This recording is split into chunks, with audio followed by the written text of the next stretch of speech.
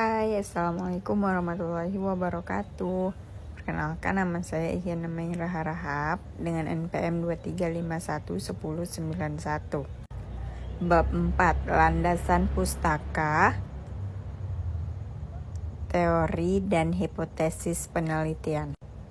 A. Makna dari penting kajian pustaka dan landasan teori penulisan kajian pustaka dan landasan teori terkadang disatukan, juga dipilah. Pemilahan terjadi jika penelitian memahami bahwa kajian pustaka adalah penelusuran hasil-hasil kajian terdahulu yang relevan atau memiliki kedekatan objek penelitian dengan penelitian yang akan dilakukan. Sementara landasan teori dipahami sebagai penyusunan teori yang relevan dengan penelitian melalui penelusuran sejumlah sumber keputusan yang berisi teori-teori yang sesuai dengan objek penelitian.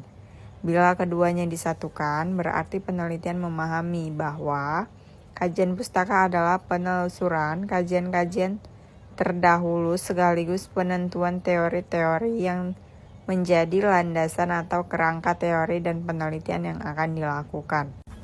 B. Sumber-sumber penyusunan kajian pustaka dan landasan teori. Menurut Ibnu Hajar, ada 3 sumber yang dapat digunakan untuk menulis ulasan kepustakaan, yaitu 1. Sumber primer, yaitu sumber yang berisi hasil penelitian atau tulisan yang merupakan karya asli peneliti atau teoritis yang orisinal. Contoh sumber primer adalah hasil penelitian yang dipublikasikan dalam jurnal ilmiah profesional, laporan penelitian, tesis, disertasi. 2. Sumber sekunder, yaitu yang berisi hasil penelitian atau tulisan yang dipublikasikan oleh penulis yang tidak secara langsung melakukan penelitian atau bukan penemu teori. Contoh sumber sekunder seperti buku bacaan, buku teks, dan ekspodi, artikel-artikel dalam majalah ilmiah yang diterbitkan oleh perguruan tinggi di Indonesia pada umumnya merupakan sumber sekunder karena sedikit sekali yang melaporkan teori baru. Ketiga, sumber premiliner berisi bahan-bahan rujukan yang dimaksudkan untuk membantu pembaca menemukan sumber primer dan sekunder. Contoh, sumber primer adalah indeks dan abstrak. 1. Buku referensi seperti kamus, ensiklopedi, buku statistik, bibliografi, indeks, dan abstrak. 2. Buku teks, yaitu buku ilmiah yang diterbitkan berkenan dengan bidang ilmu tertentu. Ketiga, jurnal, yaitu majalah ilmiah yang berisi tulisan ilmiah atau hasil-hasil seminar yang diterbitkan oleh himpunan ilmiah tertentu. Keempat, periodikal, yaitu majalah ilmiah yang diterbitkan secara berkala oleh lembaga pemerintah atau swasta yang berisi hasil penelitian yang telah dikerjakan. Kelima, yearbook, yaitu buku yang berisi fakta-fakta dan statistik dalam setahun yang diterbitkan oleh lembaga pemerintah maupun swasta yang diterbitkan setiap tahun. 6. Buletin, yaitu tulisan ilmiah pendek yang terbit secara berkala yang berisi catatan-catatan ilmiah atau petunjuk-petunjuk ilmiah tentang sesuatu kegiatan operasional. Ketujuh, sirkular, yaitu tulisan ilmiah pendek dan praktis yang biasanya dikeluarkan oleh lembaga negara atau swasta seperti universitas, lembaga penelitian, dinas-dinas, dan lainnya. Kedelapan, leaflet, yaitu tulisan yang berisi keterangan kecil yang sifatnya ilmiah praktis, diterbitkan oleh lembaga-lembaga negara atau swasta dengan interval yang tidak tetap. Kesembilan, annual review, berisi ulasan-ulasan tentang literatur yang telah diterbitkan selama masa setahun atau seberapa tahun yang lampau.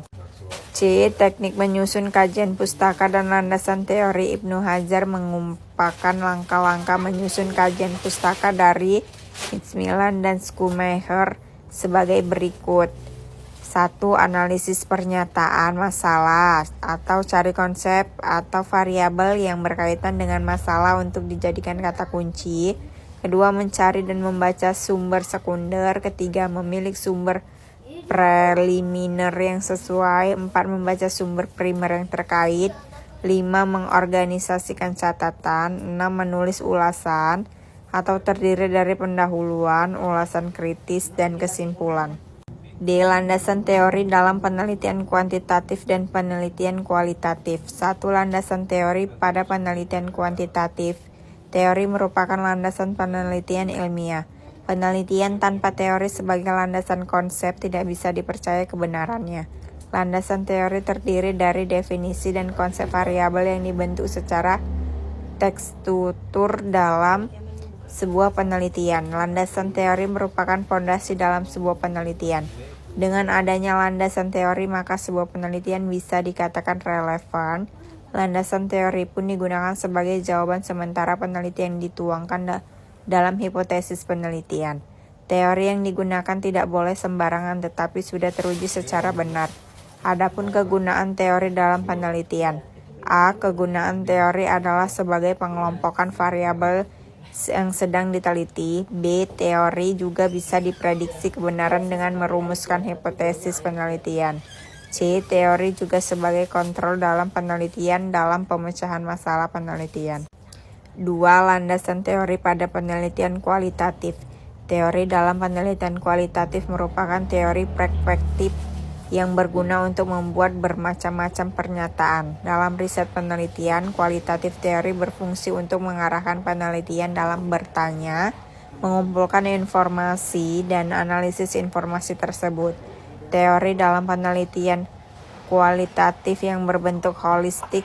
Jumlah teori yang wajib dimiliki oleh peneliti kualitatif jauh lebih banyak dibandingkan kuantitatif, karena sesuai dengan fenomena yang berkembang di lapangan. Peneliti kuantitatif harus menguasai semua teori sehingga wawasannya akan menjadi lebih luas dan akan menjadi penelitian yang baik. Peneliti kualitatif dituntut sanggup memahami seluruh teori yang dipelajari.